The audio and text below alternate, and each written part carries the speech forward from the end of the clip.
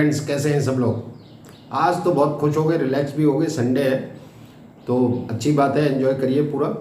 लेकिन थोड़ा टाइम पढ़ाई के लिए आई होप ज़रूर निकालेंगे आप, तो वहाँ से फोकस नहीं हटना चाहिए। बाकी एन्जॉयमेंट अपनी जगह ज़रूरी भी है और सही भी है, ठीक है।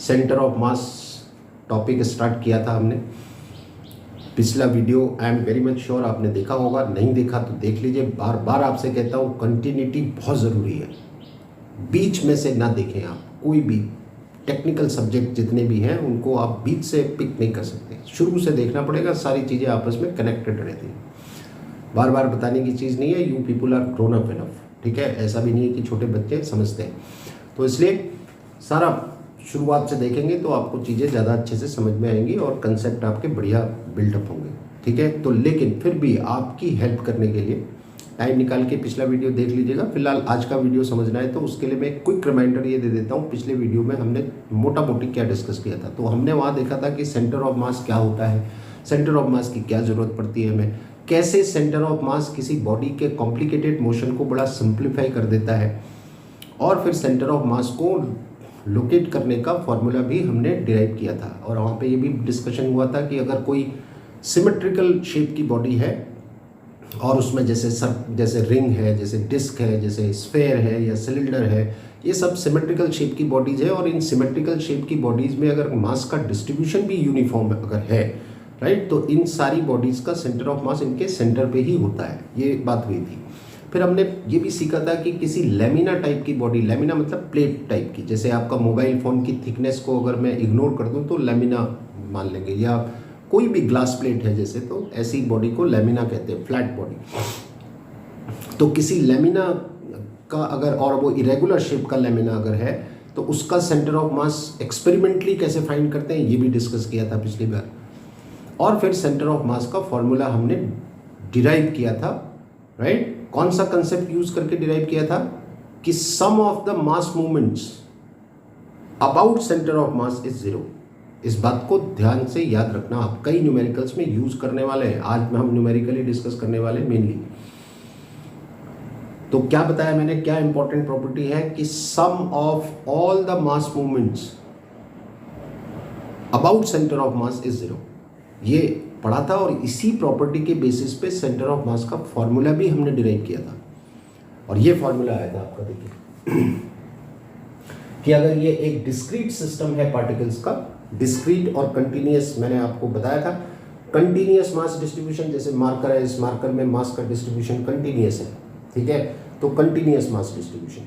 और डिस्क्रीट क्या होता है, जो कंटिन्यूअस नहीं है, कि एक बॉडी यहाँ रखी है, एक यहाँ रखी है, एक यहाँ रखी है, तो ये डिस्क्रीट है, दिस इज नॉट कंटिन्यूअस। तो अगर ऐसा डिस्क्रीट सिस्टम अगर हमारे पास पार्टिकल्स का है, तो उसका सेंटर ऑफ मास हम ऐसे फाइंड करते हैं, जैसे m1 का पोजीशन वेक्टर r1, m2 का पोजीशन वेक्टर r2, ऐसी m3 का r3, ऐसे ये। तो क्या फॉर्मूला है, m1 r1 plus m2 r2 plus so on divided by m1 plus m2 plus m3 and so on. ये सेंटर ऑफ मास आएगा। अगर टू बॉडी सिस्टम है तब तो बहुत आसान है, m1 r1 plus m2 r2 divided by m1 plus m2, centre of mass आ जाएगा। तो इस फॉर्मूले को आप किसी भी नंबर के लिए अप्लाई कर सकते हैं, 2 हो, 3 हो, 4 हो, 10 हो, सब के लिए अप्लाई कर सकते हैं। This is for two body system. ये हो गया कि एक बॉडी m1, दूसरी m2, इसका पोजीशन वेक्टर r1, इसका r2, और इस इनका जो सेंटर ऑफ मास का पोजीशन वेक्टर है वो ये है rcm। तो rcm का ये फॉर्मूला है। फिर यहाँ आ जाओ, देखो कि अगर एक बॉडी ये है, दूसरी बॉडी ये है, तो क्या लिखा हुआ है कि sum of the mass movements about centre of mass is zero.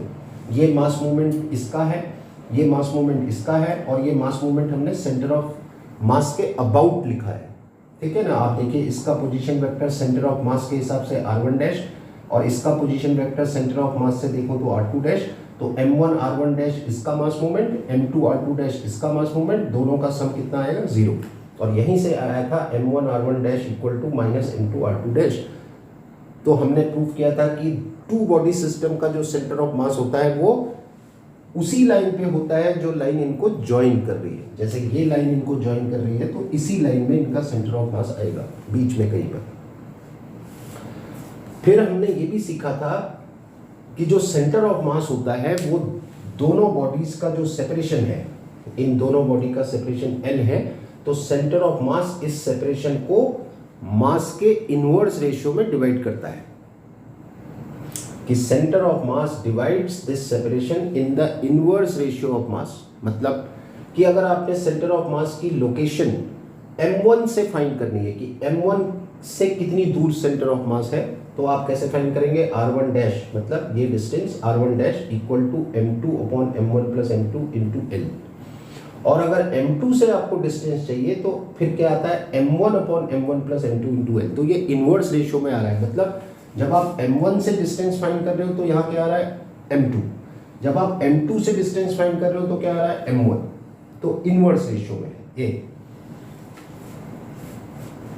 समझ रहे हैं। और इनवर्स रेशियो में है का मतलब ये भी बताता है हमको कि सेंटर ऑफ मास हमेशा किस तरफ होगा, जिधर मास ज़्यादा होगा। जैसे मान लीजिए कि अगर एक बॉडी है हमारे पास 2 kg की और दूसरी बॉडी हमारे पास 3 kg की है, तो डेफिनेटली इनका जो सेंटर ऑफ मास होगा वो इस लाइन में कहीं आएगा बीच में, और 3 kg के क्लोज आएगा, इसके पास में आएगा और इससे थोड़ा दूर आएगा। और अगर दोनों बॉडीज का मास बराबर है तो फिर ओबियसली सेंटर में आएगा। फिर हमने देखिए वहीं पे ये भी डिस्कस किया था कि अगर अब मान लीजिए कि जैसे 2 बॉडी सिस्टम है, इसका सेंटर ऑफ मास यहाँ पर है, मान लीजिए ये सेंटर ऑफ मास की लोकेशन है। अब अगर मैं इस बॉडी को थोड़ा डिस्प्लेस करता हूँ, इस बॉडी को थोड़ा डिस्प्लेस करता हूँ, तो सेंटर ऑफ मास कितना डिस्प्लेस हो जाएगा। अभी तो सेंटर ऑफ मास ये है, ये बॉडी यहाँ रखी है, ये बॉडी यहाँ रखी है, इनका ये सेंटर ऑफ मास है। अब मान लीजिए मैंने इसको थोड़ा डिस्प्लेस किया, थोड़ा उसको डिस्प्लेस किया, तो सेंटर ऑफ मास भी डिस्प्लेस होगा। तो कितना डिस्प्लेस होगा उसका फॉर्मूला ये है कि displacement of the centre of mass equal to m1 into displacement of this mass, displacement of this mass. और ये फॉर्मूला भी डिराइव किया था। अब आगे बढ़ते हैं, अब इसी डिस्कशन को आगे बढ़ाते हैं, ठीक है। So let's see. तो एक सिंपल क्वेश्चन से स्टार्ट करते हैं, बिल्कुल बेसिक क्वेश्चन। ये आपके सेंटर ऑफ मास का फॉर्मूला है डिस्क्रीट सिस्टम के लिए। तो हमने एक डिस्क्रीट सिस्टम लिया है, तो एक स्क्वायर आप देख पा रहे हैं जिसकी साइड a है, और इस स्क्वायर के जो 4 कॉर्नर है, तो हर कॉर्नर पे एक बॉडी रखी है। यहाँ m रखा है, यहाँ 2m, यहाँ 4m, यहाँ 3m। आपसे कह रहे हैं कि सेंटर ऑफ मास बताओ, तो ठीक है। अब सेंटर ऑफ मास बताओ, तो या तो उन्होंने क्वेश्चन में लिखा होगा कि about this coordinate system, coordinate system आपको दिया होगा। अगर दिया है तब तो आप कुछ नहीं कर सकते, जो कोऑर्डिनेट सिस्टम दिया है उसके हिसाब से काम करना पड़ेगा। लेकिन अगर कोऑर्डिनेट सिस्टम नहीं दिया है तो फिर आपके पास एक मौका है। क्या मौका है कि आप ऐसा कोऑर्डिनेट सिस्टम लीजिए ताकि आपकी कैलकुलेशन आसान रहे। फिर कोऑर्डिनेट सिस्टम की चॉइस आपकी है, एंड डेफिनेटली आप ऐसा कोऑर्डिनेट सिस्टम सेलेक्ट करेंगे जिससे आपकी कैलकुलेशन कम से कम हो, आपका काम आसान हो जाए। ओबियसली हम अपना काम आसान करने की ही कोशिश करेंगे। अब जैसे ये है, अब यहाँ पर मैं चाहूँ तो कोऑर्डिनेट सिस्टम ऐसे ले सकता हूँ, यहाँ से ले लूँ, यहाँ पे ओरिजिन ले लूँ बिल्कुल सेंटर पे, और ये मेरा वाई एक्सिस और ये एक्स एक्सिस, तो मैं ऐसे ले सकता हूँ, बिल्कुल ले सकता हूँ। या मैं अपना कोऑर्डिनेट सिस्टम दूसरा ले लूँ। मान लो मैं कोऑर्डिनेट सिस्टम ऐसे ना लेके ये कोऑर्डिनेट सिस्टम ले लूँ कि ये हमारा वाई एक्सिस और ये एक्स एक्सिस। मेरे ख्याल से इस डिस्कशन में ये कोऑर्डिनेट सिस्टम ज़्यादा आसान पड़ेगा। वो आप देख लीजिए कहाँ पे आपको आसान पड़ रहा है।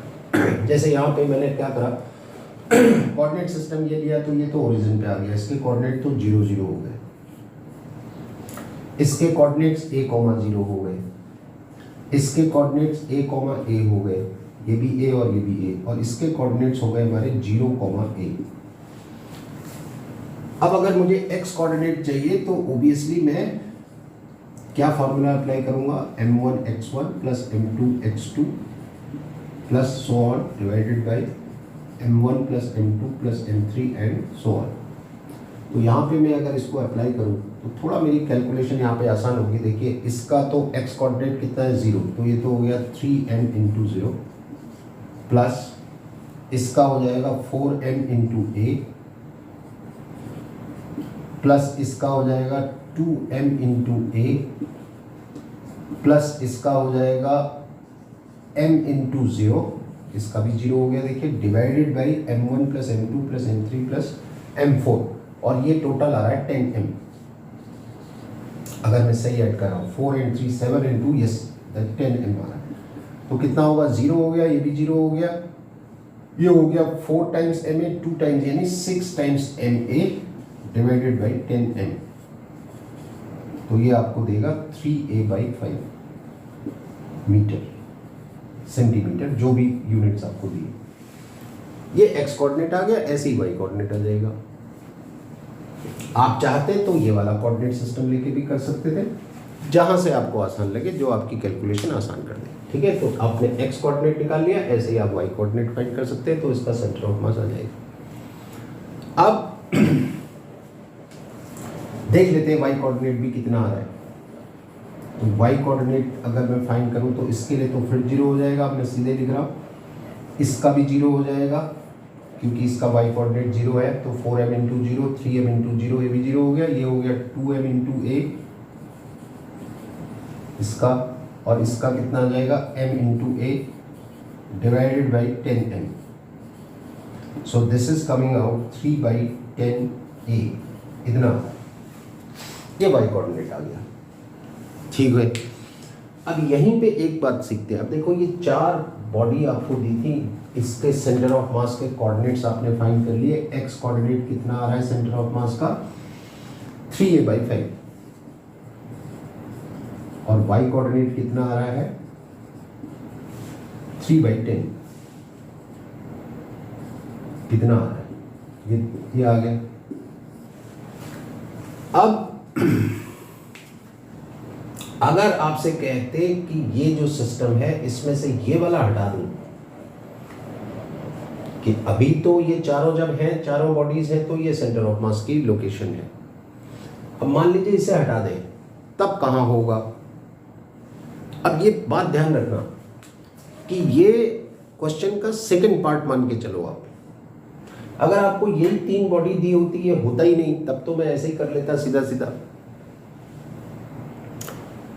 आप समझ रहे हैं बात को। अगर ये है ही नहीं, मान लो 3 ही दिया होता, तो फिर मैं तो ऐसे ही कर लेता, एक्स कोऑर्डिनेट वाई कोऑर्डिनेट निकाल लेता, सेंटर ऑफ मास का 3 बॉडी लेके कर लेता, क्या दिक्कत है। लेकिन क्वेश्चन क्या है कि पहला पार्ट में तो चारों हैं, सेकंड पार्ट में इसको हटा दिया। अब कह रहा है आप बताओ, तो अब या तो आप फिर से 3 बॉडी लेके करो कि ठीक है ये वाली नहीं है, अब ये 3 है, तो फिर से ये प्रोसेस आप रिपीट करो। अदरवाइज इसको आप ऐसे भी कर सकते हैं। क्या कर सकते हैं, तो ये जो फॉर्मूला आपका है ये वाला, अगर आप सिस्टम में से कोई बॉडी रिमूव करते हैं तो फिर जो रिमेनिंग पार्ट है उसका सेंटर ऑफ मास अगर आपको चाहिए तो आप ऐसे फाइंड कर सकते हैं।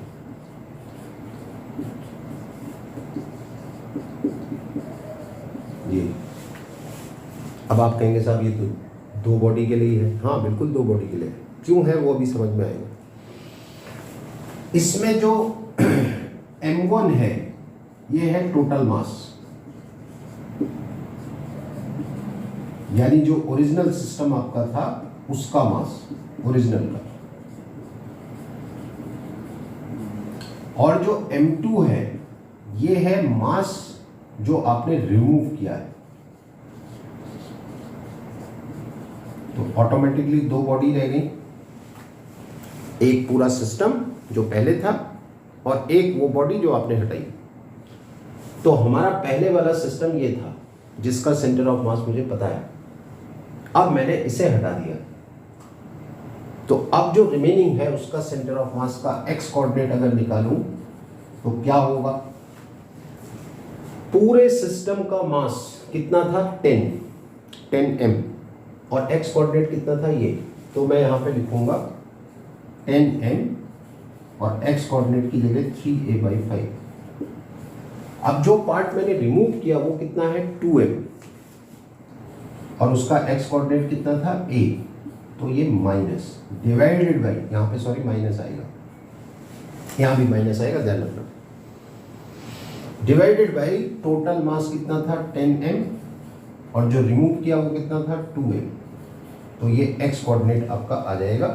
तो इसको हम बहुत आसानी से सॉल्व कर सकते हैं। तो 5 2 जा 10, 2 and 3 6, 6 minus 2 4, 4ma तो ऊपर आ रहा है और नीचे आ रहा है आपका 10 minus 2m, that is 8m, so that would be a/2। ये आपका एक्स कोऑर्डिनेट आ गया। बिल्कुल ऐसे ही आप वाई कोऑर्डिनेट फाइंड कर सकते हैं। वाई कोऑर्डिनेट के लिए फिर वही होगा, टोटल मास कितना था ये, वाई कोऑर्डिनेट कितना था 3a/10, जो पार्ट आपने रिमूव किया उसका मास ये था, कोऑर्डिनेट कितना था वाई कोऑर्डिनेट a, और नीचे आएगा 10m माइनस रिमूव किसको किया 2m को, ठीक है। तो 10 से 10 कैंसिल, 3 माइनस 2 यानी ये आ रहा है ma और नीचे आ रहा है 8m, that would be a/8। ये आपके नए कोऑर्डिनेट्स हो जाएंगे सेंटर ऑफ मास के, तो ये ध्यान रखना।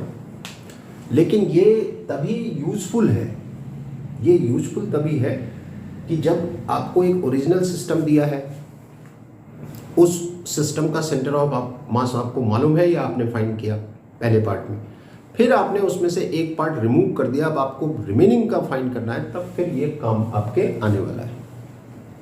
मैं और एक एग्जांपल लेके आपको समझाऊंगा आगे। अभी फिलहाल हम डिस्क्रीट सिस्टम पढ़ रहे हैं तो इसी को देख लेते हैं और एक क्वेश्चन लेके चलते हैं। तो देखिए एक क्वेश्चन आपका ये है, एक इक्विलैटरल ट्रायंगल दिखाई दे रहा है, सारे एंगल 60 के होंगे, साइड कितनी दे रखी है L, और यहाँ एक मास M है, एक मास यहाँ भी M है, और यहाँ कितना है 2M। Centre of mass locate करना है, ठीक है। आपसे कह रहे हैं कोऑर्डिनेट फाइंड करो सेंटर ऑफ मास के। तो अब जब इस तरह की सिचुएशन आएगी, अगर कहीं सिमेट्री मिल रही है तो सिमेट्री का फायदा उठाओ। अब एक काम तो आप ये कर सकते हो कि साहब आप एक कोऑर्डिनेट सिस्टम ले लो, फिर इसके कोऑर्डिनेट्स देखो, इसके कोऑर्डिनेट देखो, इसके देखो, जैसे अभी पहले वाले क्वेश्चन में किया था, बिल्कुल वही प्रोसीजर से आप सेंटर ऑफ मास फाइंड कर सकते, कोई दिक्कत नहीं। लेकिन सिमेट्री का फायदा उठाएंगे तो काम आपका थोड़ा ज़्यादा आसान हो जाएगा। अब क्या सिमेट्री का फायदा उठाना है, मान लो ये बॉडी नहीं होती, यही दोनों होती, तो ये भी मास m, ये भी मास m, तो इन दोनों का सेंटर ऑफ मास यहाँ आता, बिल्कुल सेंटर पे आता। और हमने ये सीखा है कि सेंटर ऑफ मास पूरे सिस्टम को या पूरी बॉडी को रिप्रेजेंट करता है। तो अगर इन दोनों का सेंटर ऑफ मास यहाँ पर है, तो मैं मान सकता हूँ ये दोनों मास यहीं पे रखे हैं 2m, सही है, ये यहीं पर है दोनों, और ये डिस्टेंस मुझे पता है L/2 आएगी आदि, बिल्कुल सेंटर में आएगा, L/2 इधर और L/2 इधर। अब इनको भूल जाओ। देखो समझाने में टाइम लग रहा है मेरे को, लेकिन जब आपको प्रैक्टिस हो जाएगी तो आपका काम फट से हो जाएगा, ये ध्यान रखना। समझाने में टाइम लग रहा है। तो अब देखो इन दोनों का टोटल मास मैंने यहाँ रख दिया 2m, अब बचा 2m ये और 2m ये, अब ये भी 2m है, वो भी 2m है, तो इनका सेंटर ऑफ मास इनके सेंटर पे आएगा। सिंपल आएगा कि नहीं आएगा, जिसमें से x कोऑर्डिनेट तो मुझे ऑलरेडी मालूम है L/2 है, तो x कोऑर्डिनेट तो L/2 ही आएगा। अब बचा y कोऑर्डिनेट, y कोऑर्डिनेट क्या होगा, इस डिस्टेंस का आधा, ये जो डिस्टेंस है इसका आधा होगा, क्योंकि ये बिल्कुल बीच में आएगा, ये 2m इधर 2m इधर, तो बिल्कुल सेंटर में आएगा। तो ये डिस्टेंस मैं इजीली फाइंड कर सकता हूं, मैं tan 60 ले लेता हूं। ये जो ट्राइंगल है, इस ट्राइंगल में tan 60 ले लूं, तो ये जो डिस्टेंस है, अगर मैं इसको थोड़ी देर के लिए कैपिटल Y मान लूं, तो ये होगा कैपिटल Y यानी परपेंडिकुलर अपॉन बेस, बेस कितना है L/2, तो यहाँ से Y कितना आएगा L/2, और tan 60 मतलब √3, ये आ गया Y, और इसका आधा कितना होगा √3 L/4, ये आपके आ गए फटाफट। अब आप सोचो, कोऑर्डिनेट सिस्टम लेके डिफरेंट मासेस के कोऑर्डिनेट लेके आप करते आ जाता, कोई मुश्किल काम वो भी नहीं है, लेकिन टाइम उसमें लग जाता। तो सिमेट्री जहां मिल रही है आपको, वहां सिमेट्री का फायदा उठाइए आप, ये मैं बताना चाह रहा हूँ आपको, समझ गए। अच्छा मान लीजिए इसी में एक केस और ले लेते हैं। अभी तो यहाँ पे ये भी 2m हो गया, वो भी 2m हो गया, ठीक है, तो काम बहुत आसान हो गया। मान लो एक सिचुएशन और लेते हैं। तो देखो हमने सिचुएशन थोड़ा सा बदल दी, अब ये मास m है, यहाँ भी m है, और यहाँ मान लो 3m है। अब कह रहे हैं बताओ सेंटर ऑफ मास कहाँ होगा, तो एक तरीका तो वही है पहले वाला, सबका कोऑर्डिनेट लो अलग अलग, और फिर m1x1 + m2x2 + m3x3 करके फाइंड कर लो, कोई दिक्कत नहीं है, ऐसे भी कर सकते हैं। लेकिन अगर मैं देखूँ ये दोनों, फिर वो देखो ये मास और ये मास इक्वल, तो इनका सेंटर ऑफ मास यहाँ आएगा, और यहाँ पे कितना मास होगा 2m, ठीक है, तो ये 2m हो गया। और इसके जो कोऑर्डिनेट्स होंगे वो L/2, 0 होंगे, अगर मैं इस कोऑर्डिनेट सिस्टम को लेके चल रहा हूँ x एंड y, इस कोऑर्डिनेट सिस्टम को लेके चल रहा हूँ तो इसके कोऑर्डिनेट l/2, 0। अब आप देखो ये 2m है, वो 3m है। अच्छा, ये डिस्टेंस अभी हमने फाइंड किया था, √3l/2 आया था, तो ये डिस्टेंस अभी भी √3l/2 होगा अगर इस ट्राइंगल की साइड l है। हमने ये पढ़ा था कि 2 बॉडी सिस्टम, देखो अब ये जो 3 बॉडी सिस्टम था, अब ये 2 बॉडी सिस्टम में कन्वर्ट हो गया। एक बॉडी ये और दूसरी बॉडी ये, 2 बॉडी। अब क्योंकि इसको भूल जाओ आप, इनका तो सेंटर ऑफ मास ले लिया आपने, यहाँ पे ये 2m है, तो अब एक बॉडी ये है और एक बॉडी ये है, और इनके बीच का सेपरेशन कितना है, √3l/2। और मैंने क्या सीखा है कि 2 बॉडी सिस्टम जो होता है उसका सेंटर ऑफ मास इसी लाइन में कहीं आएगा। अब अगर इसी लाइन में कहीं आएगा तो एक्स कोऑर्डिनेट तो इतना ही होगा, l/2। चीजों को समझिए आप, आपका काम आसान हो जाएगा, बहुत कम कैलकुलेशन में आपका काम हो जाएगा। तो देखो ये 2 बॉडी सिस्टम है, तो इसका सेंटर ऑफ मास इसी लाइन में कहीं आएगा, और जब इसी लाइन में आएगा तो एक्स कोऑर्डिनेट तो l/2 ही रहना है। तो एक्स कोऑर्डिनेट तो ऐसे ही पता चल गया। अब बचा वाई कोऑर्डिनेट। वाई कोऑर्डिनेट के लिए ये कंसेप्ट है, देखो क्या पढ़ा था कि जो सेंटर ऑफ मास होता है वो इस सेपरेशन को मास के इनवर्स रेशियो में डिवाइड करता है, और ये इस तरह से डिवाइड करता है। आप r1 चाहिए तो m2 इतना इंटू l, r2 चाहिए तो m1 इतना। तो बहुत आसान है, और मुझे मालूम है ये 3 वाला है, ये 2 है, तो डेफिनेटली सेंटर ऑफ मास इसी के क्लोज होगा, इसके क्लोज होगा। तो अगर मैं ये वाला डिस्टेंस बताना चाह रहा हूँ, मान लो इसको मैं r1 ही ले लेता हूँ, तो r1 कितना होगा, m2/m1 plus m2 into l। ठीक है, l ये वाले l से कंफ्यूज मत ना हो, मैं कैपिटल L लिख देता हूँ। तो m2 मतलब ये, अगर मैं यहाँ से डिस्टेंस ले रहा हूँ तो ये वाला मास, अगर मैं यहाँ से डिस्टेंस ले रहा हूँ तो वो वाला मास, ये ध्यान रखो। तो मैं यहाँ से डिस्टेंस फाइंड करने की कोशिश कर रहा हूँ, तो m2 मतलब ये, नीचे आएगा m1 प्लस m2, ये हो गया। और ये लेंथ कितनी है यहाँ से यहाँ तक की, √3l/2। ये आपका y कोऑर्डिनेट हो गया, और ये x कोऑर्डिनेट तो l/2 ही रहना। इसको डेफिनेटली आप सॉल्व कर लेंगे जितना भी आएगा। तो जहां पे ये चीजें अप्लाई हो रही है वहां अप्लाई करिए आप, काम आपका आसान हो जाएगा। समझ गए? आगे बढ़ते हैं। तो देखिए, जाना पहचाना सा लग रहा है क्वेश्चन, हाँ आपको पता है कहाँ से लिया है मैंने, पर अच्छा क्वेश्चन है। ठीक है, तो देखिए ये कुछ प्लेट्स रखी हैं, कुछ ब्लॉक्स रखे हैं कह लीजिए, इनकी लेंथ l है सबकी, ये एक जैसे हैं ये सारे। ठीक है, इसकी लेंथ l, इसकी भी l, सबकी l है। और जिस तरह से आपने इनको रखा है कि ये पहला ब्लॉक रखा आपने, उसके बाद जो सेकंड वाला है उसको आपने थोड़ा शिफ्ट किया, और ये डिस्टेंस दे रखा आपको l/10। फिर इसको थोड़ा ऊपर वाले को भी आपने शिफ्ट किया l/10, सबको l/10 आपने शिफ्ट किया। फिर ऐसे ही इसको भी आपने l/10 शिफ्ट किया। ठीक है, और ये भी l/10 है और ये भी l/10 है। आई होप अब आप समझ गए होंगे क्या है सिचुएशन। तो लेंथ सबकी l है, तो पहला रखा, फिर दूसरे वाले को l/10 थोड़ा आगे शिफ्ट करके रखा, फिर उसके ऊपर वाले को शिफ्ट करके रखा, फिर उसके ऊपर और फिर इधर को, ऐसे कुछ सिचुएशन है। तो आपसे कह रहे हैं इसका सेंटर ऑफ मास बताइए आप कहाँ होगा, तो कोई दिक्कत नहीं है, क्योंकि ये सारे ब्लॉक यूनिफॉर्म है तो इनका अपना सेंटर ऑफ मास तो सेंटर पे ही होगा।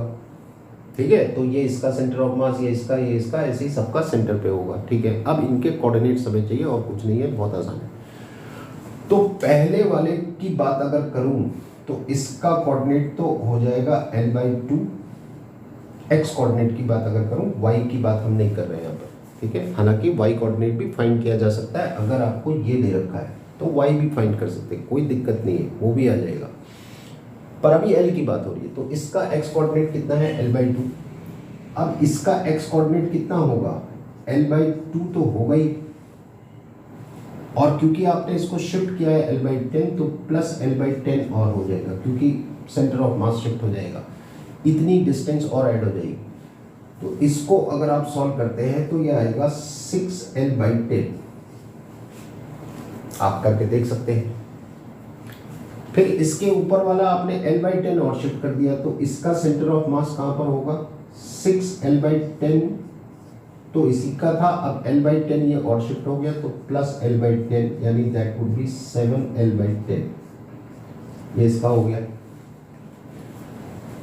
इसका देखूं अगर तो 7l/10 तो यहां तक आ गया, l/10 और ऐड कर दो, तो 7L/10 plus L/10 that would be 8L/10।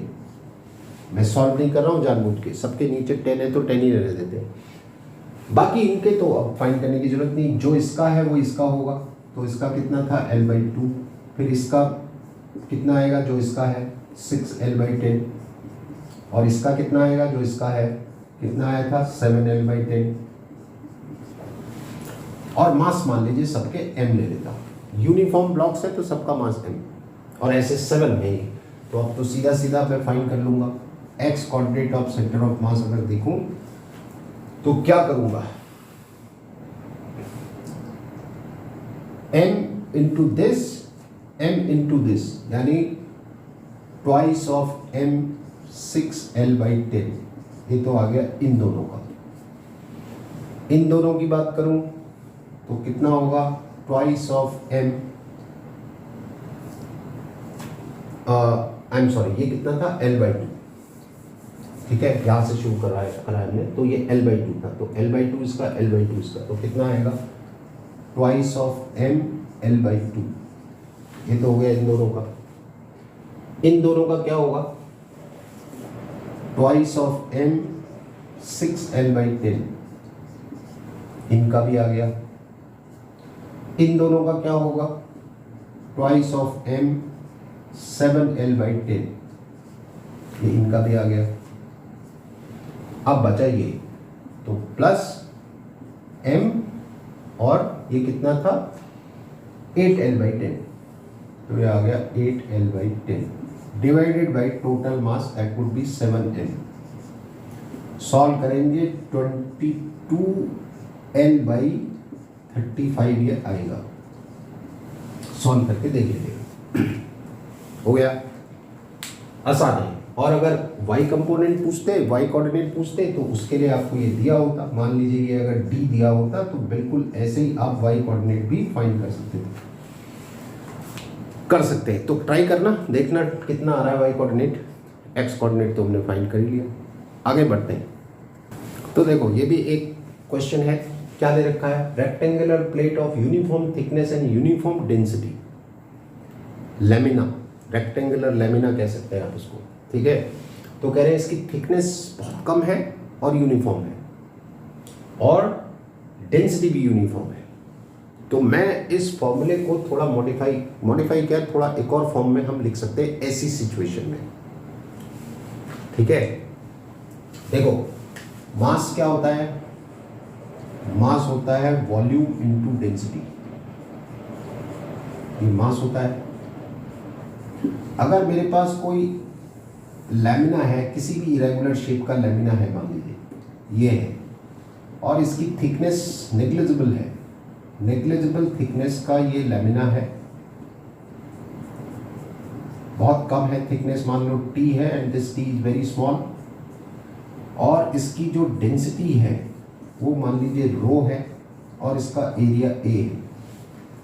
मान लीजिए मैं इन जनरल बात कर रहा हूँ, ब्रेड खाते हैं, ब्रेड का पीस है मान लीजिए, तो थिकनेस बहुत कम और यूनिफॉर्म डेंसिटी, और एरिया कितना है a, तो मैं इसका मास लिख सकता हूँ m equals to volume into density. अब इसका वॉल्यूम क्या होगा, एरिया इंटू थिकनेस, ये वॉल्यूम हो गया इंटू डेंसिटी मास हो गया। तो अगर इस तरह के लैमिनास का सिस्टम अगर कोई है, इस तरह के लैमिनास का सिस्टम, तो ये फॉर्मूला आप इनके लिए ऐसे भी लिख सकते हैं, मास की जगह ये आ जाएगा, क्या आ जाएगा, area into thickness into density into R1, फिर आएगा area into thickness into density into R2 and so on, divided by नीचे भी आ जाएगा area into thickness into density plus area into thickness into density and so on. Thickness और density common आके cancel हो जाएगा, आपका फॉर्मूला रिड्यूस हो जाएगा A1 R1 plus A2 R2 divided by A1 plus A2। बहुत सारे हैं तो और ऐड कर दीजिए। तो आप इस सेंटर ऑफ मास को ऐसे भी एरिया को लेके भी फाइंड कर सकते हैं, प्रोवाइडेड प्रोवाइडेड लैमिना की बात हो रही है जिसकी थिकनेस नेग्लिजिबल है लेकिन यूनिफॉर्म थिकनेस है और डेंसिटी भी यूनिफॉर्म है, तब, नहीं तो नहीं, ये ध्यान रखिएगा। ठीक है, तो ये फॉर्मूला है। अच्छा, इसमें भी आपका क्या है, जैसे मैंने बताया था कि अगर सिस्टम में से किसी मास को आप रिमूव कर रहे हैं तो फिर ये फॉर्मूला हमने अभी देखा था थोड़ी देर पहले, क्या हो गया था, अगर किसी मास को रिमूव कर रहे हैं तो रिमेनिंग पार्ट का जो सेंटर ऑफ मास था उसको आपने लिखा था m1r1 minus m2r2 divided by m1 minus m2, क्योंकि फिर हम टू बॉडी सिस्टम में आ जाते हैं। ठीक है, कि किसी सिस्टम में से एक बॉडी, एक पार्ट को आपने रिमूव किया तो एक हो गया पूरा सिस्टम और एक वो जो आपने रिमूव किया तो दो बॉडी हो गई। तो ऐसे लिख सकते हैं। तो ऐसे ही यहां भी लिख सकते हैं कि अगर आपने किसी पार्ट को रिमूव किया है तो फिर आप इसको क्या लिख सकते हैं, फिर आप इसको लिख सकते हैं क्या, a1r1 minus a2r2 divided by a1 minus a2, फिर ऐसे लिख सकते हैं अगर आपने किसी पार्ट को रिमूव किया। देखो बहुत काम आने वाला है फॉर्मूला, अभी आप रियलाइज करेंगे, ये ध्यान रखना।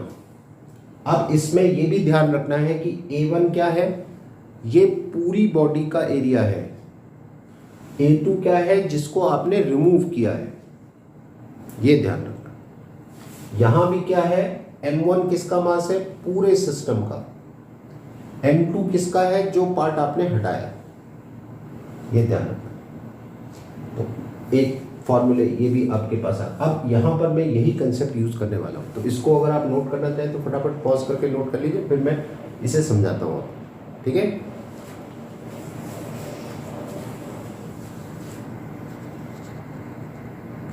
तो अब क्वेश्चन क्या है, सुनिए। फॉर्मूला हमारे पास आ गया, वो कह रहे हैं रेक्टेंगुलर प्लेट है जिसकी ये साइड ए है और ये साइड बी है, और हमने इस रेक्टेंगुलर प्लेट में से इस पार्ट को रिमूव कर दिया, इसको हटा दिया। तो कह रहे अब बताओ कि इस रेक्टेंगुलर प्लेट का सेंटर ऑफ मास कहां पे होगा। तो पूरी प्लेट थी, ये पार्ट आपने हटा दिया, ये पार्ट आपने रिमूव कर दिया, तो अब जो रिमेनिंग प्लेट है आपकी वो ये है, ये रिमेनिंग प्लेट है। तो कह रहे हैं इसका सेंटर ऑफ मास बताओ रिमेनिंग पार्ट का। ठीक है, कोई दिक्कत नहीं है। तो आप क्या करो, थोड़ी देर के लिए इसको वापस यहाँ चिपका दो, तो रेक्टेंगुलर प्लेट पूरी हो गई।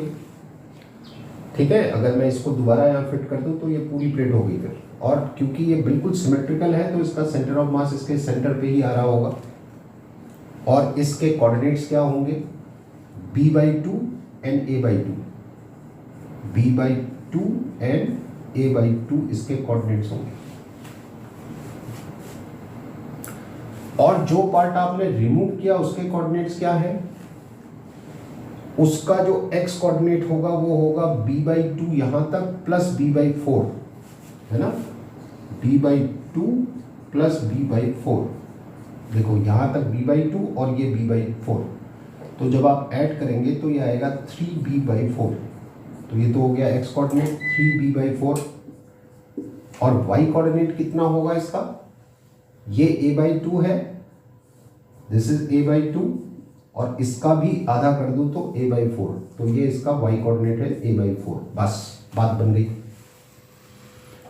पूरी प्लेट का मास अगर m ले लूं, या पूरी प्लेट का एरिया अगर a ले लूं, इस पूरी प्लेट का एरिया अगर a ले लूं, तो ये जो पार्ट आपने रिमूव किया ये दिख भी रहा है कि ये 1/4 पार्ट है, यानी इसका एरिया कितना है a/4।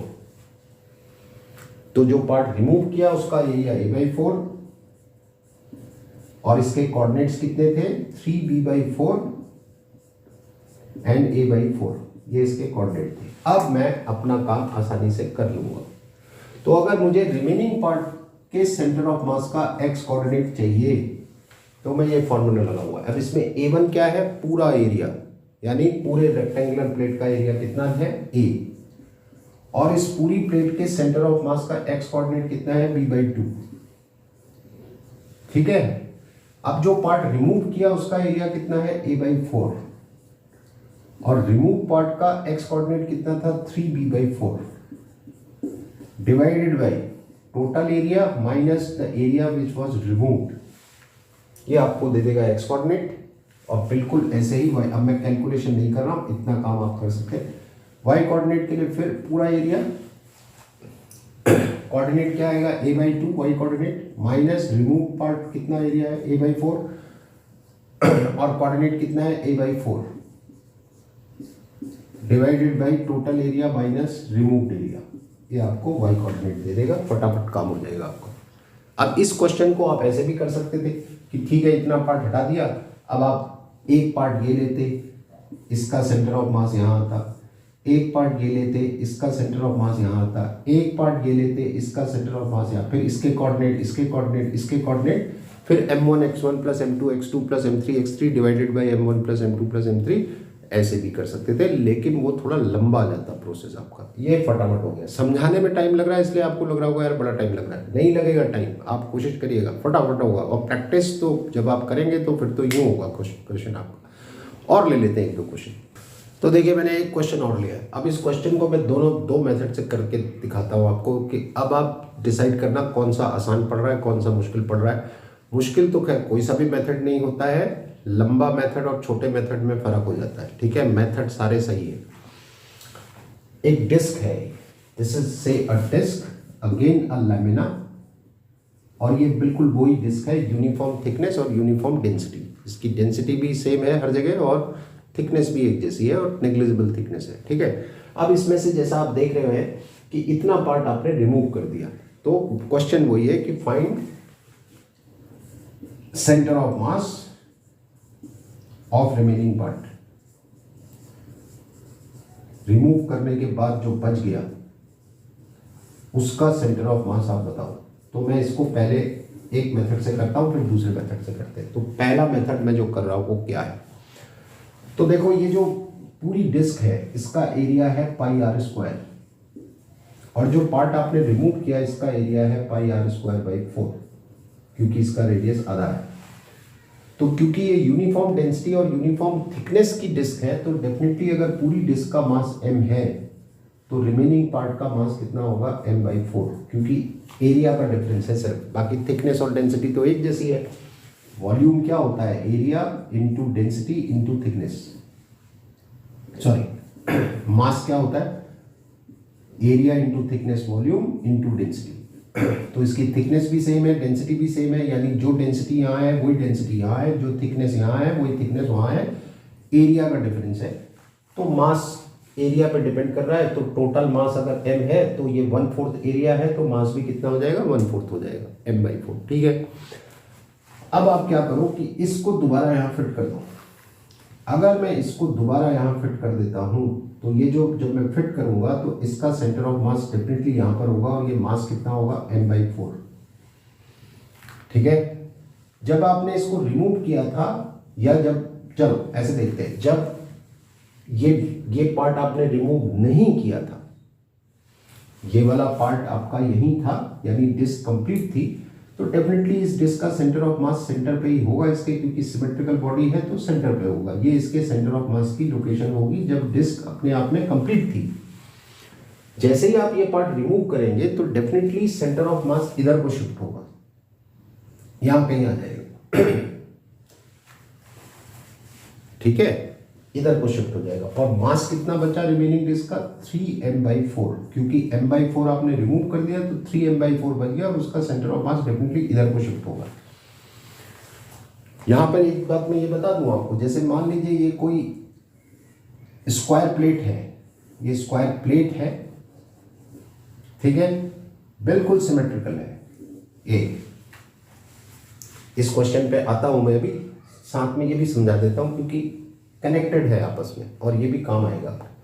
तो ये स्क्वायर प्लेट है और बिल्कुल सिमेट्रिकल है, तो इसका centre of mass definitely centre पे आएगा। अच्छा, अगर आप सिमेट्री देखें तो इस लाइन के अबाउट सिमेट्री है, यानी इस लाइन के ऊपर जितना मास उतना ही नीचे, इस लाइन के अबाउट भी सिमेट्री है, जितना मास इधर उतना मास इधर।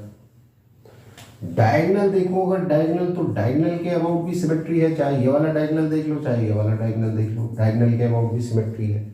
इस डायगोनल के इधर मास और इस डायगोनल के इधर एक जैसा है, अब मान लो मैं इसमें से इतना पार्ट हटा दूं, इतना पार्ट मैंने रिमूव कर दूं, तो सेंटर ऑफ मास किधर को शिफ्ट होगा?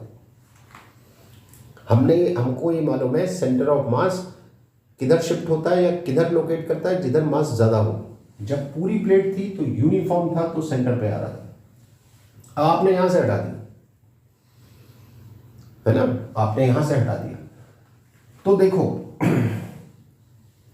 इसके अबाउट मास की सिमेट्री अभी भी एक जैसी है इस डायगोनल के अबाउट, क्योंकि देखो इस डायगोनल के अबाउट देखो तो जितना पार्ट इधर से कट हुआ उतना इधर से कट हुआ, इसकी बात कर रहा हूं ये।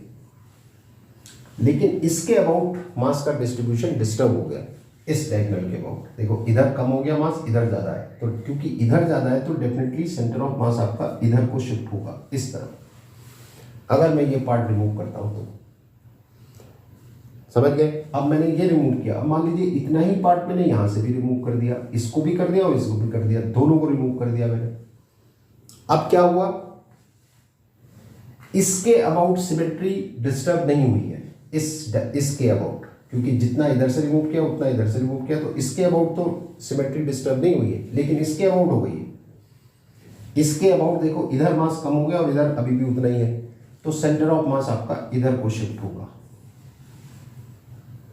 ये ध्यान रखिए, इस तरह का क्वेश्चन भी आ सकता है, समझ रहे हैं। जब हमने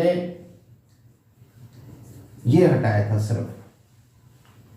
सिर्फ इसको रिमूव किया था, इतने पार्ट को, तो इस डायगोनल के अबाउट सिमेट्री डिस्टर्ब नहीं हुई थी, क्योंकि जितना पार्ट इधर से कट हुआ था उतना ही इधर से भी कट हुआ। लेकिन इसके अबाउट सिमेट्री डिस्टर्ब हो गई, इस डायगोनल के इधर मास कम हो गया और इधर अभी भी उतना ही है, तो सेंटर ऑफ मास ज्यादा की तरफ शिफ्ट होगा, यानी इधर को शिफ्ट हो जाएगा। फिर मैंने क्या किया कि इतना ही पार्ट यहां से भी रिमूव कर दिया, इसको तो करा ही, इसे भी कर दिया।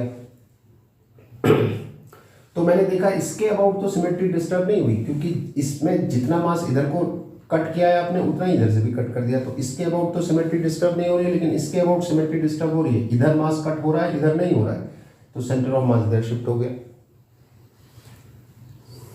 समझ रहे हैं।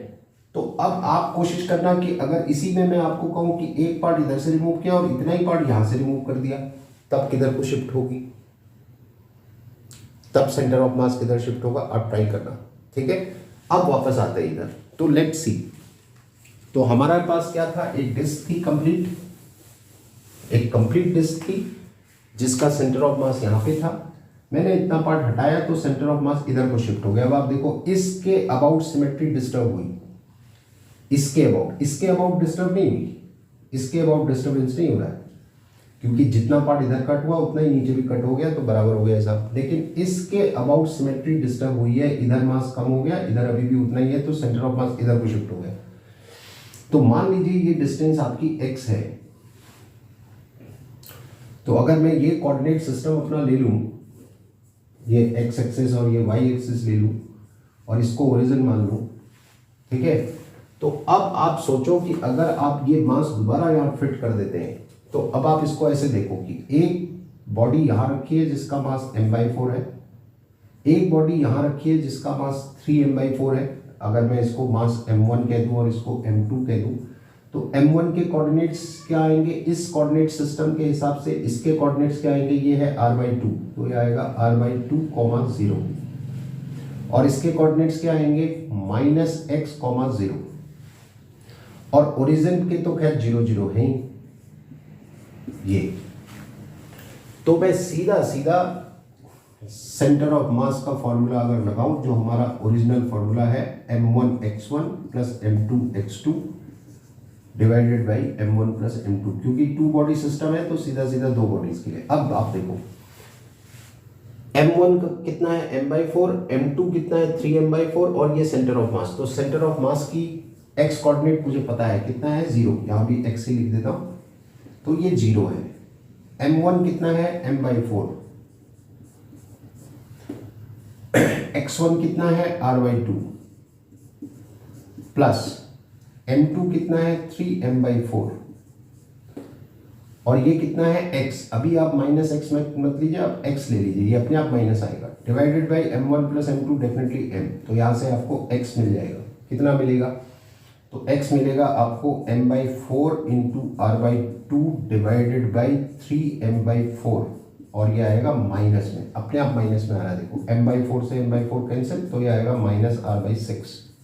इतना हो जाएगा, इतना शिफ्ट हो जाएगा आपका सेंटर ऑफ मास। ऐसे कर सकते हैं, अगर आपको ये आसान लग रहा है तो ऐसे कर लीजिए, अदरवाइज हम अपना ये वाला फॉर्मूला लगा के भी कर सकते हैं। कैसे कर सकते हैं वो आप देखो, आई होप ये आपको समझ में आया होगा।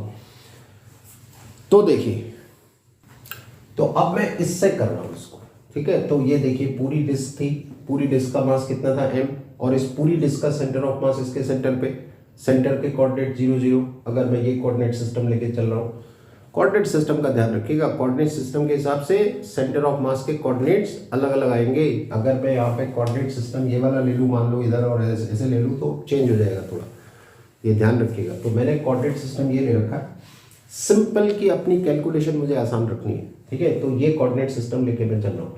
तो ये पूरी डिस्क है, इस पूरी डिस्क का मास m है और इसका सेंटर ऑफ मास यहाँ सेंटर पे आ रहा है, ओरिजिन पे।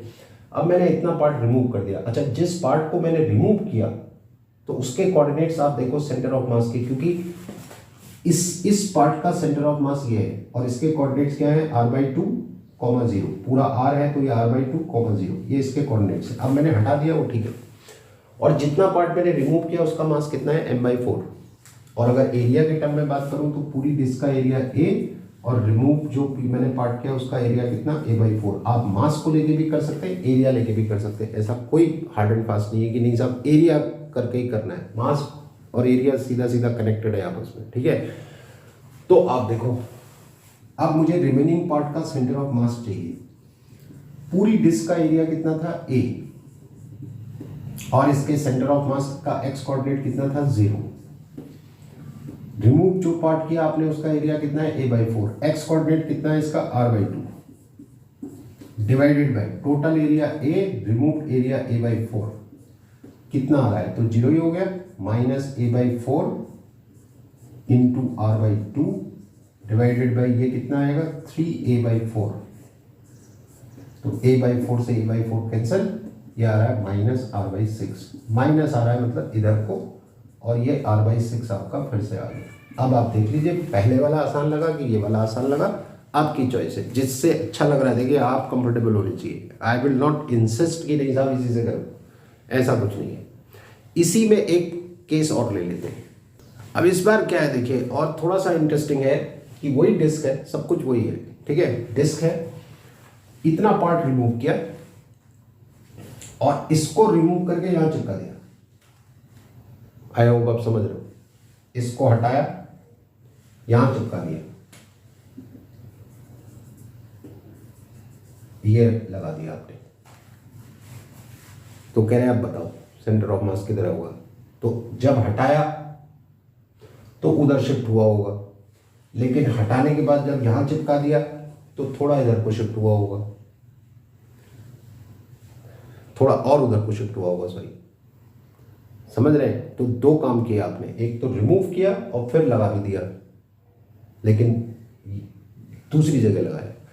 तो आपका जो फॉर्मूला है वो क्या हो जाएगा जानते हैं, a1r1 -a2r2 plus a3r3 divided by a1 -a2 plus a3, ये हो जाएगा।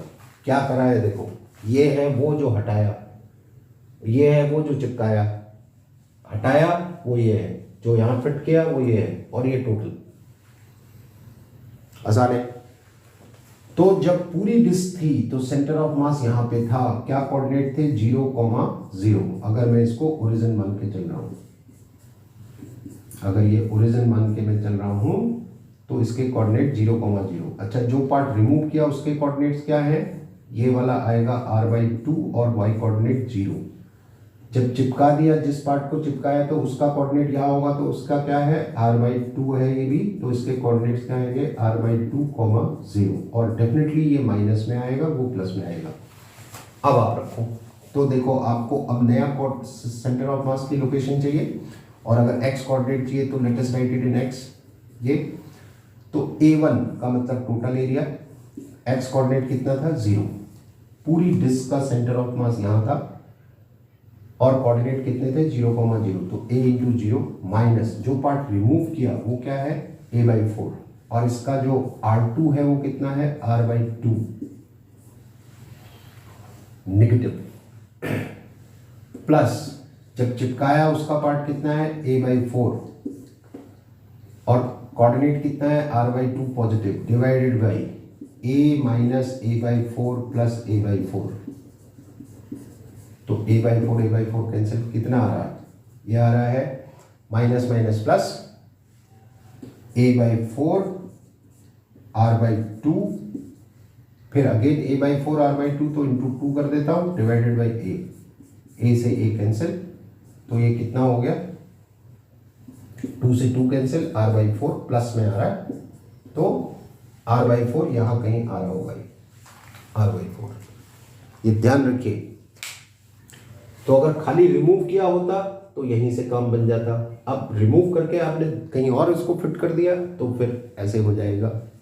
तो ये एक और अच्छा क्वेश्चन था, ध्यान रखिएगा, ठीक है, इस तरह से कर सकते हैं। Let's move forward. तो देखिए एक और बहुत इंटरेस्टिंग क्वेश्चन है, ध्यान से देखिएगा, इसको थोड़ा सा आपको कंफ्यूजिंग लग सकता है शुरू में, मैं कोशिश करूंगा, मैं डायग्राम से बहुत आसान बनाने की कोशिश की। क्वेश्चन बहुत आसान है, वेरी सिंपल। फॉर्मूला लगने वाला है ये वाला, डिस्प्लेसमेंट ऑफ सेंटर ऑफ मास का फॉर्मूला क्या था, ये फॉर्मूला था। ये 2 बॉडी सिस्टम के लिए भी है, 3 बॉडी सबके लिए है। ये लगने वाला है। अब आप देखो क्या है सिचुएशन ये है कि एक प्लैंक है, प्लैंक पटरा प्लैंक, इस प्लैंक की लेंथ मान लीजिए L है और इसका मास प्लैंक का m है। तो पहले सिर्फ प्लैंक की बात करते हैं, तो यूनिफॉर्म है ये प्लैंक, इसका मास कितना है m और लेंथ कितनी है L, तो डेफिनेटली क्योंकि यूनिफॉर्म है तो इसका जो सेंटर ऑफ मास होगा वो इसके सेंटर पे ही होगा। तो this is the centre of mass of the plank, जो कि इसके सेंटर पे है, ठीक है। अब इस प्लैंक के ऊपर एक बॉय है, कोई लड़का है यहाँ पे खड़ा है, इसका मास स्मॉल m है। अब अगर ये लड़का यहाँ है तो इसका सेंटर ऑफ मास यहाँ पे होगा, सो this is the centre of mass of the boy. तो अब 2 बॉडी हो गई, एक प्लैंक और एक बॉय। तो प्लैंक का सेंटर ऑफ मास ये है, बॉय का सेंटर ऑफ मास ये है, तो इन दोनों का सेंटर ऑफ मास बीच में कहीं आ रहा होगा, सो this is the centre of mass of the plank and the boy.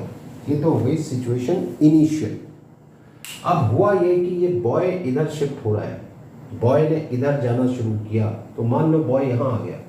अब ध्यान से देखना, अच्छा इस प्लैंक के नीचे जो सरफेस है वहां कोई फ्रिक्शन नहीं है, there is no friction between the plank and the surface. जिस सरफेस पे ये प्लैंक रखी हुई है वहां कोई फ्रिक्शन नहीं है, यानी कि प्लैंक आसानी से स्लाइड कर सकती है, अगर फोर्स लगेगा तो स्लाइड कर जाएगी। ये सिचुएशन है।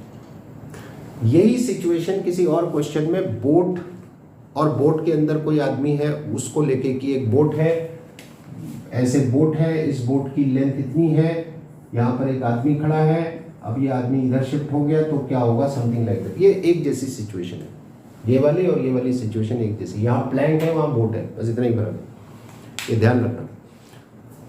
तो अब आप सिचुएशन समझिए कि प्लैंक है, किसी सरफेस पे है और प्लैंक और इस सरफेस के बीच में कोई फ्रिक्शन नहीं है, तो प्लैंक आसानी से आगे पीछे स्लाइड कर सकती है अगर उस पर फोर्स लगेगा तो। जबकि बॉय और प्लैंक के बीच में फ्रिक्शन है, बॉय और प्लैंक के बीच में फ्रिक्शन है, क्योंकि बिना फ्रिक्शन के तो बॉय आगे चल नहीं पाएगा, बिना फ्रिक्शन के हम मूव नहीं कर सकते, फ्रिक्शन हमको मूव करने में हेल्प करता है, पढ़ा है आपने, ठीक है। तो सिचुएशन क्लियर है कि ये प्लैंक है, इसके ऊपर बॉय है, तो बॉय और प्लैंक में फ्रिक्शन है, लेकिन प्लैंक जिस सरफेस में वहां फ्रिक्शन नहीं है, राइट। तो अब आप देखो, अब क्या हुआ कि ये बॉय शिफ्ट हो गया इधर, ठीक। मान लो x डिस्टेंस ये शिफ्ट होता है इस तरफ, तो अब अगर बॉय इधर शिफ्ट हो गया तो बॉय का सेंटर ऑफ मास बॉय के साथ ही शिफ्ट हो रहा होगा। तो अगर बॉय यहाँ पर है तो इसका सेंटर ऑफ मास यहाँ है, जबकि प्लैंक का सेंटर ऑफ मास अभी भी वही है जहाँ पहले था ये, तो अब ये प्लैंक का सेंटर ऑफ मास, ये बॉय का सेंटर ऑफ मास, तो इन दोनों का नया सेंटर ऑफ मास ये हो गया, नया वाला। जबकि जब बॉय इधर था तब दोनों का सेंटर ऑफ मास कहाँ आ रहा था, यहां पर आ रहा था। ये प्लैंक का सेंटर ऑफ मास था, ये बॉय का सेंटर ऑफ मास था, और इन दोनों का सेंटर ऑफ मास ये था। लेकिन अब बॉय शिफ्ट हो गया इधर, तो बॉय के साथ इसका सेंटर ऑफ मास भी शिफ्ट हो गया। अब ये बॉय का सेंटर ऑफ मास है, ये प्लैंक का सेंटर ऑफ मास है, तो इन दोनों का सेंटर ऑफ मास ये है, तो यहां आ गया नया सेंटर ऑफ मास। लेकिन हमने पढ़ा है बिना एक्सटर्नल फोर्स लगाए, if there is no external force, position of a body can not be changed, या motion of a body can not be changed. ये हमने पढ़ा है कि बिना एक्सटर्नल फोर्स के किसी बॉडी की पोजीशन या मोशन आप चेंज नहीं कर सकते। और हमने ये भी पढ़ा है कि सेंटर ऑफ मास पूरी बॉडी को रिप्रेजेंट करता है। व्हेनेवर यू से बॉडी मीन सेंटर ऑफ मास की ही बात कर रहे हैं आप, ये ध्यान रखिएगा। मैंने पिछले डिस्कशन में भी कहा था, जब आप कहते हैं हमने किसी बॉडी पे फोर्स लगाया, उस बॉडी की वेलोसिटी इतनी हो गई, उसका एक्सेलरेशन इतना हो गया, तो ये वेलोसिटी, ये एक्सेलरेशन, ये पोजीशन, ये सब आप सेंटर ऑफ मास की बता रहे होते हैं, ये ध्यान रखना। तो आप क्या कह रहे हैं कि without any external force, position और मोशन ऑफ अ बॉडी का मतलब centre of mass can not be changed. तो क्योंकि इसमें बॉय और प्लैंक का सिस्टम है, एक ही सिस्टम के पार्टिकल एक दूसरे पे जब फोर्स लगाते हैं तो वो इंटरनल फोर्स की कैटेगरी में आता है। अगर आप बस के अंदर बैठे हैं या कार के अंदर बैठे हैं, मान लीजिए कार के अंदर बैठ के आप जितनी मर्जी धमा चौकड़ी मचा ले, कार को मूव नहीं करा सकते आप। कार के अंदर बैठे हैं, you are the part of the car, तो जितना मर्जी लाख घुसे आप चला दो, आप कार की पोजीशन आप नहीं चेंज कर सकते। हाँ, बाहर खड़े होकर धक्का लगाएंगे तो कार चलेगी आगे को। आई होप आप समझ रहे हैं मैं क्या कह रहा हूँ। तो इंटरनल फोर्स किसी बॉडी की पोजीशन या मोशन को चेंज नहीं कर सकता। और यहाँ पर हमारा सिस्टम है प्लैंक और बॉय, प्लैंक और बॉय का सिस्टम है। तो बॉय अगर प्लैंक पे फोर्स लगाता है या प्लैंक बॉय पे फोर्स लगाता है तो ये इंटरनल फोर्स है। इस इंटरनल फोर्स की वजह से प्लैंक और बॉय के सेंटर ऑफ मास की पोजीशन चेंज नहीं होगी। फिर सुनिए, अगर बॉय प्लैंक पे फोर्स लगा रहा है तो प्लैंक का सेंटर ऑफ मास चेंज हो जाएगा। प्लैंक अगर बॉय पे फोर्स लगा रहा है तो बॉय का भी सेंटर ऑफ मास चेंज हो सकता है। लेकिन प्लैंक और बॉय एक दूसरे पे जो फोर्स लगा रहे हैं उसकी वजह से इस सिस्टम का, यानी प्लैंक और बॉय के सिस्टम का सेंटर ऑफ मास चेंज नहीं होगा। यहां पर आप देखिए बॉय का सेंटर ऑफ मास चेंज हो गया, और अभी आप देखेंगे प्लैंक का भी सेंटर ऑफ मास चेंज हो जाएगा, प्लैंक का सिर्फ। लेकिन प्लैंक और बॉय का जो सिस्टम है उसका सेंटर ऑफ मास चेंज नहीं होगा। तो इस सिस्टम का सेंटर ऑफ मास यहां था पहले, अब अगर बॉय इधर भी शिफ्ट हो जाता है तब भी ये सेंटर ऑफ मास यहीं रहना चाहिए, क्योंकि इसमें कोई एक्सटर्नल फोर्स नहीं लग रहा है। तो सेंटर ऑफ मास की जो पोजीशन है ये चेंज नहीं होगी। No change in the position of the centre of mass. यहां था तो यहीं रहेगा, बॉय चाहे इधर जाए चाहे उधर जाए, कोई फर्क नहीं पड़ता। तो होगा ये कि जब बॉय उधर गया तो हमारे हिसाब से सेंटर ऑफ मास यहाँ आना चाहिए, लेकिन हमारे हिसाब से कुछ नहीं, क्योंकि एक्सटर्नल फोर्स नहीं लगा है तो सेंटर ऑफ मास यहाँ नहीं होगा, ये यहाँ आएगा। उसके लिए प्लैंक को पीछे आना पड़ेगा, प्लैंक पीछे आ जाएगी। और ये देखिए तीसरे डायग्राम में मैंने बनाया है कि प्लैंक पीछे आई ताकि ये सेंटर ऑफ मास जो नया यहाँ बनने वाला था ये यहाँ नहीं बनेगा, ये यहीं बनेगा, यहीं पे जहाँ पहले था वहीं रहेगा। तो उसके लिए डेफिनेटली प्लैंक पीछे आएगी। समझ गए? अब तो बहुत आसान है। अब मान लीजिए इस बॉय का डिस्प्लेसमेंट x हुआ था, लेकिन इस बॉय के डिस्प्लेसमेंट की वजह से प्लैंक भी पीछे आई। तो मान लीजिए प्लैंक इतना पीछे आई -x, इधर +x तो इधर -x। तो अब क्योंकि प्लैंक पीछे आ गई तो बॉय का जो डिस्प्लेसमेंट है with respect to plank, plank के रिस्पेक्ट में बॉय का डिस्प्लेसमेंट कितना है, x माइनस X। अगर प्लैंक अपने जगह में रहती तो ये डिस्प्लेसमेंट स्मॉल x था, लेकिन प्लैंक पीछे आई, बॉय आगे गया, प्लैंक पीछे आई, तो डिस्प्लेसमेंट बॉय का कितना रह गया, x माइनस दिस, और प्लैंक का तो ये हमने ले ही लिया। फॉर्मूला यूज कर लेते हैं। तो देखो हमको मालूम है एक्सटर्नल फोर्स नहीं लग रहा है तो सेंटर ऑफ मास की पोजीशन चेंज नहीं होगी, यानी ये चीज कितनी होगी, 0। तो लगा लो, तो ये आ गया 0। मास बॉय का, डिस्प्लेसमेंट बॉय का, फिर मास प्लैंक का, डिस्प्लेसमेंट प्लैंक का, और डायरेक्शन अपोजिट है प्लैंक के डिस्प्लेसमेंट की। प्लैंक उधर जा रही है, बॉय इधर जा रहा है, divided by small m plus capital M। तो ये तो जीरो ही हो जाना है इधर जाके।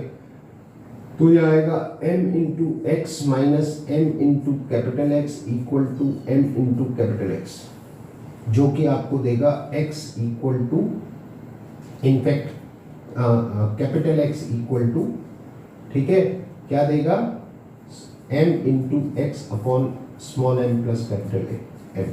ये प्लैंक शिफ्ट होगी, इतना शिफ्ट होगी plank, small m x upon this.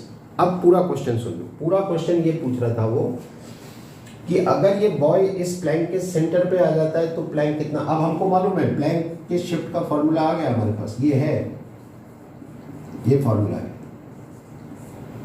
इसमें स्मॉल x क्या है कि बॉय कितना डिस्प्लेस हुआ, कैपिटल X क्या है कि प्लैंक कितना शिफ्ट हुई, और ये पक्की बात है जिधर बॉय जाएगा उसके अपोजिट प्लैंक जाएगी।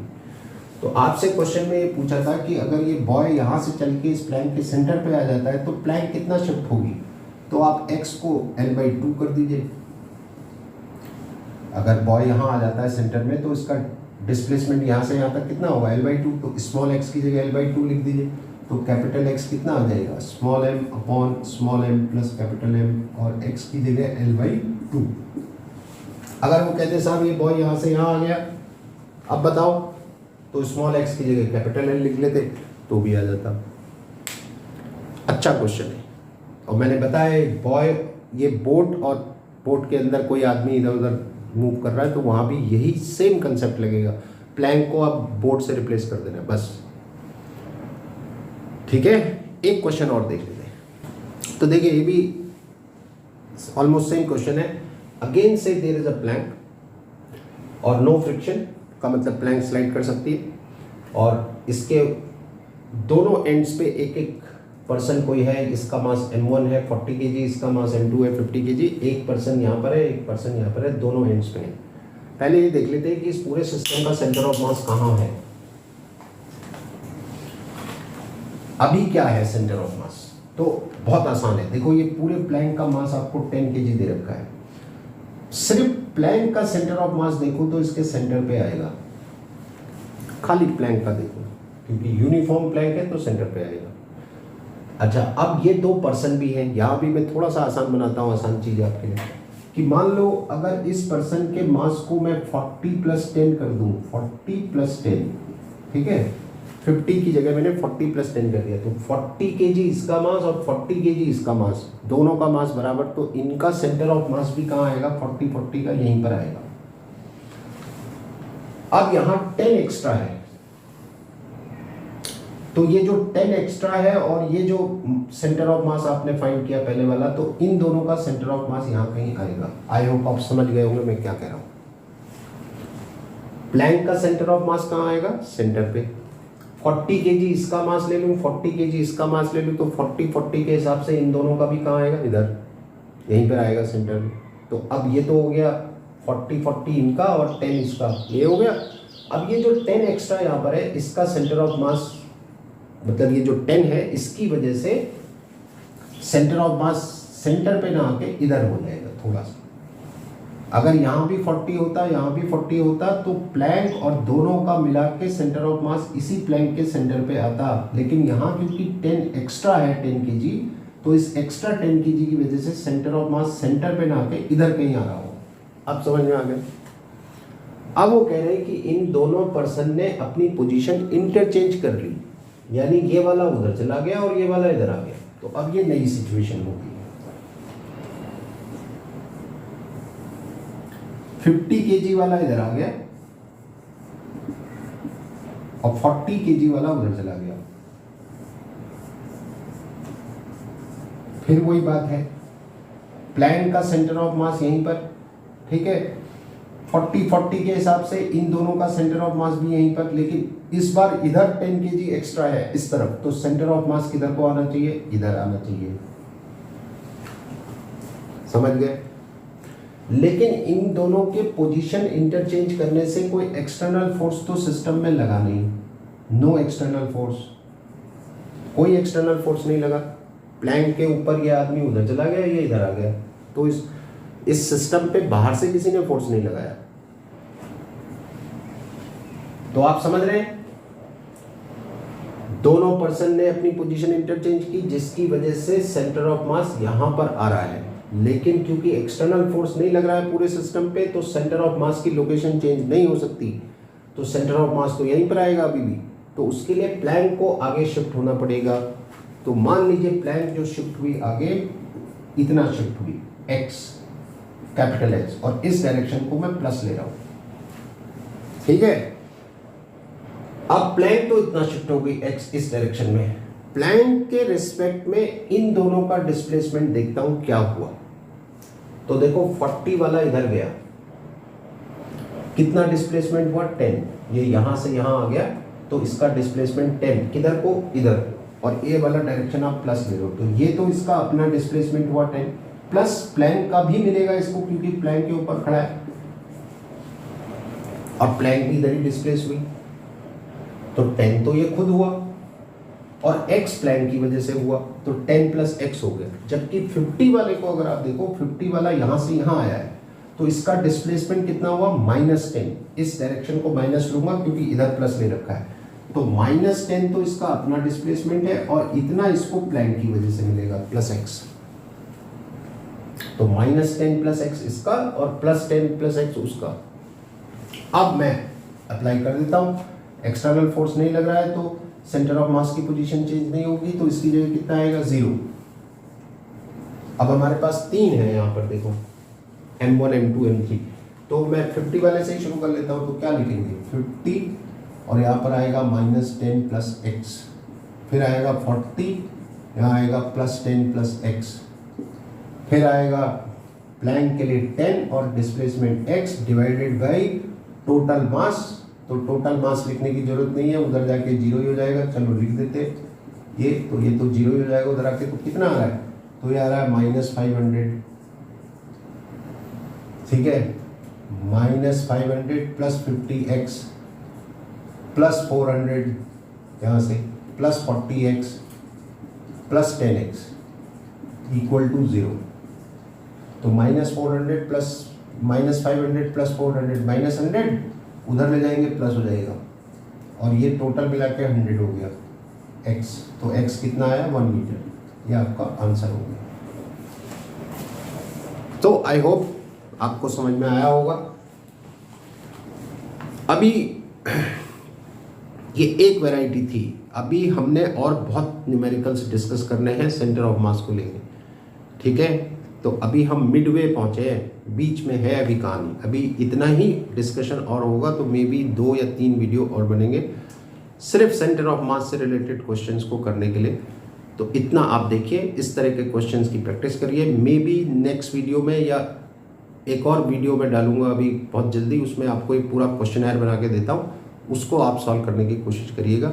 इसी कैटेगरी के क्वेश्चंस दूंगा आपको, कोशिश करिएगा सॉल्व करने की, ठीक है। So this is all for today, thank you very much and best of luck. और don't forget to subscribe, please subscribe करिए ताकि आपको फटाफट नोटिफिकेशन मिले नेक्स्ट वीडियो के, ठीक है। और अच्छे लगते हैं अगर आपको वीडियो, आपको लगता है कि आपकी हेल्प कर रहे हैं, तो इसको शेयर भी कीजिए अपने फ्रेंड्स के साथ, अपने जो भी आपके ग्रुप्स हैं उसमें शेयर करिए, तो औरों का भी फायदा हो जाए, ठीक है। चलिए, thank you very much and best of luck.